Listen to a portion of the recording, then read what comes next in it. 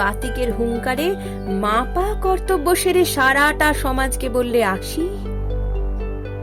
আমরা এখনো তো বিগ্রহের মুদ্রিত চোখ দেখে ধ্যানান্তের বিশ্বাস খুঁজে পাইনি। অসংখ্য বর্বর দিন, কত উপদ্রুত আলো লেপে গেছে সর্বাঙ্গ জুড়ে। ঘোর ধ্বংস ঠেলে যে কুমারী মাটি মাতৃসুখে উন্মত্ত হলো, তাকে ব্যভিচারী বলো? তাই যদি হয় তবে মধ্যরাতের শ্মশানে চিৎকার করে বলনি কেন, বহু মৃত্যুর সমাস বন্ধন ভেকে যারা চতুর সান্ত্বনা ঢেলে চিতার আগুন নেভালো, তারা জীবনে তো নেই, বরং হত্যাতেই ধার্মিক হয়ে ডুবে আছে।